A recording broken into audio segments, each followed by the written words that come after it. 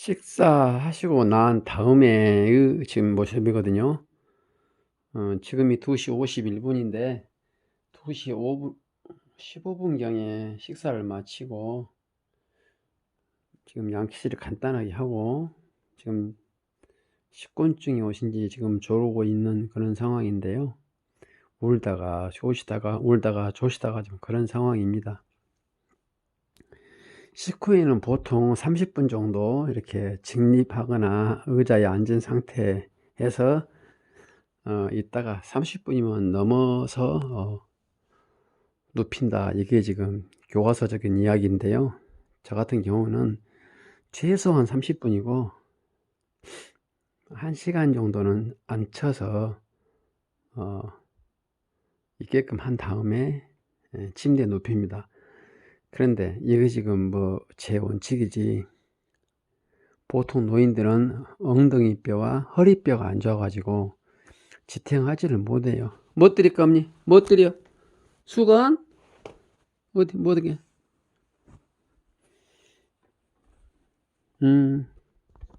오래 앉았지를 못해요. 그러면 막 침대에 눕혀달라고 엄청 하십니다. 그럼 그럴 때 난감하죠. 30분이 안 돼서 이렇게 눕히면 상당히 위험하거든요. 그랬을 때 어떻게 할 것인가? 알았어. 추워. 좀 이따 침대로 가게 하면 조금 이따.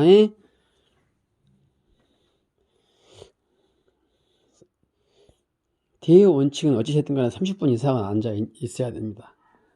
그러기 위해서는 이제 침대에다가 45도 이상 할 수 있는 그런 방석을 하나 만들어 놔야겠죠. 병원에서는 침상이 45도 되게끔 세팅이 되어 있는 침대가 많이 있죠. 가정집에서는 그런 침대를 임대도 합니다. 임대도 하지만 저 같은 경우에는 이렇게 큰 방석을 하나 샀어요. 이 방석이 주무실 때는 침대에 떨어지는 게 대비해서 완충 작용도 하고, 그 다음에 어머님이 앉으시려고 한 경우에는 이걸 등받이로 해가지고 45도로 앉혀드립니다. 이 침대가 좀 비싸긴 해요. 6, 7만 원 하는데 상당히 한 6, 700만 원 효과가 있더라고요. 제 경험상 그렇습니다. 저는 낙상 사고가 많았어요, 침대에서. 그래서 침대 다리를 빼버렸어요. 지금 높이가 지금 한 30밖에 안 되죠. 높이가. 다리를 뺐어요. 너무 많이 4번 정도 떨어졌는데 다행히 허리만 좀 금이 나가고 머리는 괜찮더라고요. 아마 어머님께서 본인도 이렇게 말씀하시지만 떨어질 때 이렇게 팔이나 어깨로 짚고 떨어지셨다고 그렇게 말씀을 합니다. 어찌됐든 식후에는 30분 정도 있는다. 그 다음에 양치질을 한다. 그 다음에 화장실로 갈 때는 바로 가시지 마시고 반드시, 침대로 갈 때는 바로 가시지 마시고 반드시 화장실을 들려서 간다. 이 정도는 다 하실 것이고, 남은 음식이 있어요. 식사하시고 나서 남은 음식. 식사하시고 나서 남은 음식은 노인들은 바이러스 약하기 때문에 신선한 것을 드리는 것으로 원칙이죠. 그러면 남은 음식은 폐기를 하거나 어떻게 다른 사람이 먹거나 그래야 되는데 그게 어렵죠. 그렇게 했다가는 아마 남아날 사람 아무도 없을 거예요. 그렇게 한 사람도 있겠죠. 돈 있는 사람들은 바로 남은 음식 다 버려버리고 그렇게 한 사람도 있겠죠. 제 동생들도 그렇게 하라고 막 합니다. 그러나 그 비싸게 돈 들여 가지고 어머님 드리려고 만든 음식인데, 돈과 시간과 노력이 들어간 음식인데 사실상 그걸 다 부모님들이 못 드세요. 그 남은 음식, 특히나 우유 같은 거 다 버릴 수는 없잖아요. 그거 다 버리거나 저보고 먹으라 그럽니다만은 우리 동생들은. 그래서 제가 이렇게 경험상 해보니까 한 끼 정도는 그냥 재활용이 되는 것 같더라고요. 한 끼 정도는 아무 탈 없이. 여름도 마찬가지고 겨울도 마찬가지고, 물론 여름철에는 냉장고 안에 넣어놔야겠죠. 근데 냉장고 안에서도 3끼 정도 있으면 안 될 것 같아요. 김치나 염장이 잘 된 찌개 외에는 3끼 정도는 반드시 먹고 난 다음에 폐기 처분해야 됩니다. 더더군다나 국거리, 찌개같이 수저가 들락달락 하면서 침이 다소나마 좀 들어갔다, 이런 음식은 2끼 이상은 아마 안 될 것 같아요. 그래서 우리가 식사를 부모님 드리면서도 가급적이면 침이 최소한 남은 음식에 좀 들어가게끔 그렇게 하는 걸 고안해야 할 것 같아요. 저 같은 경우에는 우유는 무조건 재활용합니다. 냉장고에 넣어놓고 한 끼 정도는 재활용하고, 그래도 남은 경우에는 제가 먹습니다. 그리고 국거리도 한 끼 정도는 재활용해요. 좀 수저가 들락달락 해도 2끼째는 나머지는 제가 먹습니다. 나머지 김치 같은 것은 그냥 재활용하죠. 침이 들락달락 안 했으니까. 사실상 노인들은 감염 부분에 있어서 상당히 좀 내성이 있더라고요. 우리나라 노인들은, 특히나 지금 온 노인들은 어려운 시절에 사신 분들이기 때문에 저항력이 상당히 있어요. 저항력이. 그렇기 때문에 특별한 경우 외에는 감염이 되더라도 자체 극복이 하는데, 어릴 때부터 별로 저항력이 없는 부분이 있죠. 특히나 노인들은 기저귀를 오래 차고 있기 때문에 요도 감염이 걸릴 확률이 많아요. 그런데 요양원이나 요양병원에서는 글쎄요, 기저귀가 별로 비싸지도 않은데 상당히 오랫동안 하루에 하나 정도가 아마 기본이 아닌가 싶네요. 특별한 경우에는. 그러면은 그 장기간 그걸 차고 계시면 요도 감염이 될 확률이 많죠. 제 어머님께서 실제 경험자이십니다. 그래서 바이러스나 세균으로 인한 노인들을 보호하기 위해서는 청결해야죠. 청결하는데 먹는 것은 원칙적으로 재탕을 하되 2회 이상 하지 않는다. 그 다음에 김치 같은 경우도 조금만 퍼서 밖으로 꺼내야 돼요. 큰 김치를 그대로 드시지 마시고, 잘 아시겠지만은 공기 정도에다가 한두 끼 먹을 정도만 퍼서 드셔야 됩니다. 그마저도 3끼 이상은 안 돼요. 제가 먹어버립니다. 그런 경우는. 이런 것들이 쌓이고 쌓여서 감염에 노출이 되죠.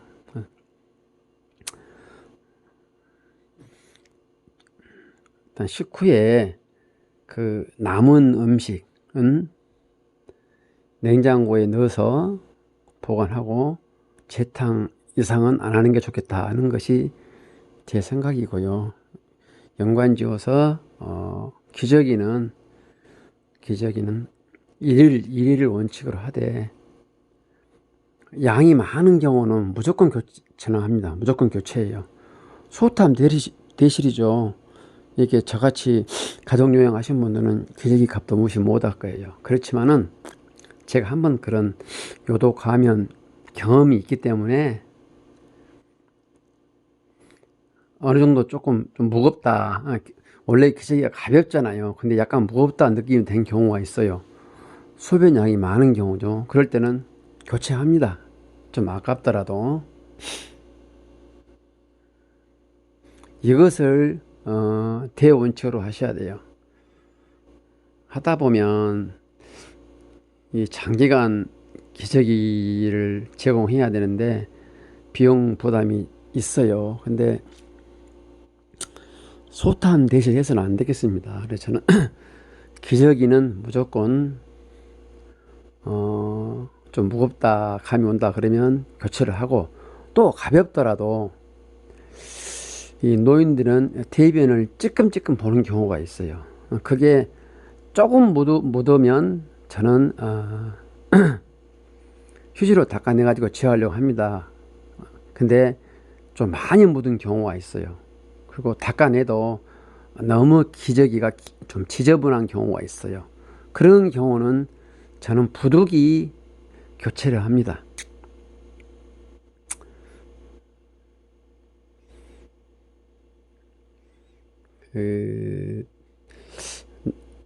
어르신, 특히 여성분들은 항문 주위 거기가 좀 불결할 수가 있어요. 물론 남자도 마찬가지지만은. 그래서 냄새도 냄새거니와 저거로 청결해야만이 건강하다. 이 점을 명심하시고 항상 따스운 물로 한 번씩 닦아주는 것도 잊으시면 안 돼요. 노인분들이, 더구나 치매나 우울증 앓으신 분들이 그 위기를 극복하는 방법이 여러 가지가 있어요. 아까 제가 밥 먹을 때 울면서 식사를 안 하시면 잘된 새끼들이 이야기를 하면서 주의를 반전시키는 경우가 있는가 하면은, 종교 행사를 한다거나 또 휠체어 산책을 한다거나 이런 방법도 있지만, 머리를 감겨 준다거나 손발톱을 깎아 준다거나 발을 따뜻한 물로 족욕을 시켜 드린다거나, 혹은 항문, 특히 여자분들은 아랫부분을 따스물로 씻어드리면 굉장히 분위기 전환에 도움이 됩니다. 결정적이에요. 그러나 이런 것들이 사실상 번거롭고 귀찮죠. 근데 그게 가장 빠른 길입니다. 당장 한번 실행해 보세요. 장담합니다. 혹시라도 선명현상이 너무나 심하다거나 계속 울고만 앉아 계신다거나, 혹은 주변에 공격적인 성향을 지속적으로 보인 경우, 다시 말합니다. 제 경험인데 거짓말 확실해요. 종교 행사 한다거나 휠체어 산책 한다거나 가족 중에 잘된 자식 이야기를 한다거나, 그 다음에 머리를 씻겨 드린다거나 세수를 시켜 드린다거나 손발톱을 깎아 드린다거나 족욕을 해 드린다거나, 그 다음에 여성인 경우에는 아랫부분을 따뜻한 물로 깨끗이 씻어준다. 이러면 굉장히 효과가 있습니다. 목욕이야 두말할 필요도 없죠. 목욕이야. 이렇게 하시면 아마 식사를 안 하실 때 한다거나, 혹은 지속적으로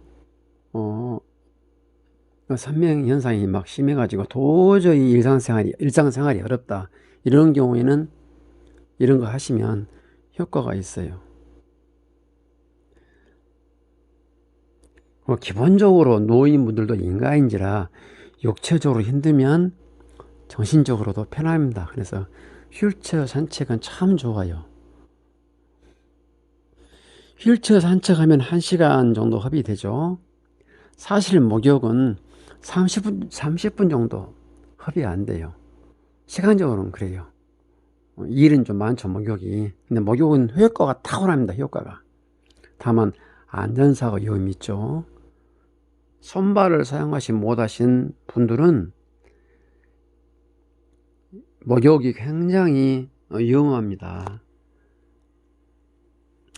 저 같은 경우는 어머님 목욕 하실 때 이걸 많이 이용을 합니다. 이 좌변기 이걸 빼죠. 이 변기통을 빼고 이 통째로 목욕탕에 가져가지고 이걸 놔두고 여기에다 어머님을 앉혀요. 제가 그러면 제가 앞에 있기 때문에 안전사고 위험은 없죠. 일단 안전사고 위험이 없으니까 얼마나 다행입니까? 그래가지고 뜨거운 물을 미리 준비해 놔야 되죠. 어르신 목욕을 하면서 미리 준비 안 하면 이것은 엄청난 사고가 발생하니까 철저하게 모든 목욕 비품은 전부 준비돼야 됩니다. 그리고 목욕탕 안에 있는 시간은 여름이고 겨울이고 간에 20분을 넘어서면 안 돼요. 20분 넘어서면 안 됩니다. 사실 20분이면 다 합니다. 목욕. 그래서 계속 우신다거나 헛소리를 한다거나 기타 등등으로 일상생활이 도저히 어렵다 그러신 분들은 저는 지금은 휠체어 산책을 주로 합니다만은 목욕도 상당히 좋은 방법이더라고요. 말이 조금 길어졌네요. 결론을 맺을게요. 식후에는 30분 이상 있다가 침대에 눕히시되 도저히 허리가 아파서 엉덩이뼈가 아파서 더 이상 못 앉아 있겠다고 하소연하면서 우시는 경우에는 침대로 가서 45도 등받이에다 앉으시면 되겠다. 그리고 나서 1시간 후쯤 편히 다시 이제 눕히는 거죠. 그렇게 하시면 되겠다. 그리고 식후에 남은 음식은 가급적이면 재탕을 하시지 마시되 그래도 냉장고에 보관을 전제로 재탕은 제가 해보니까 무난하더라. 그것을 말씀드리고 싶고요.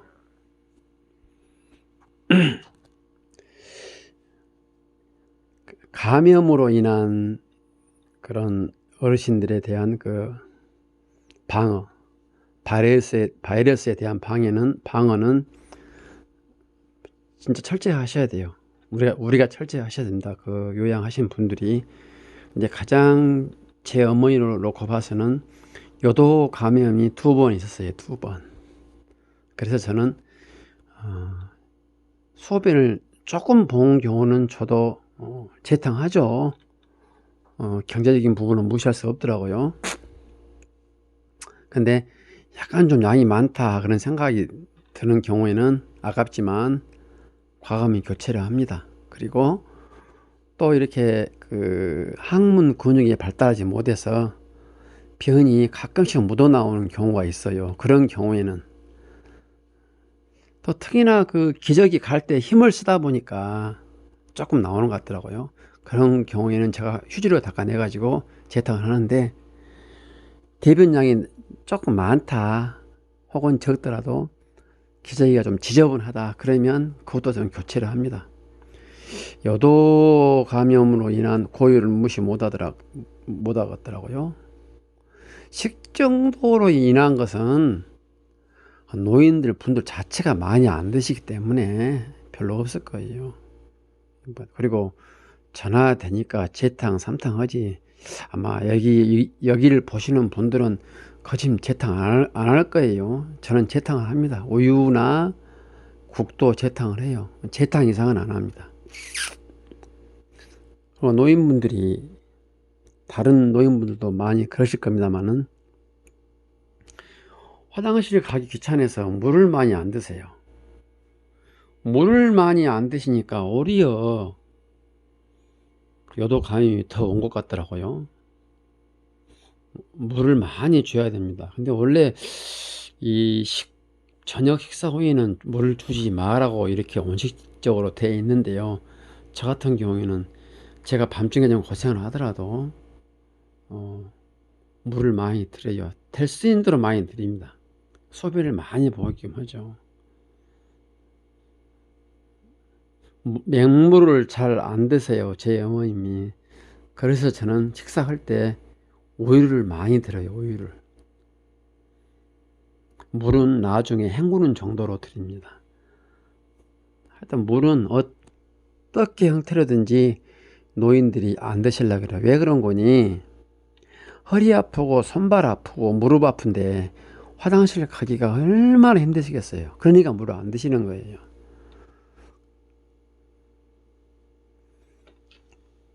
물을 많이 드리게끔 했으면 좋겠습니다. 자, 오늘도 모두 화이팅입니다.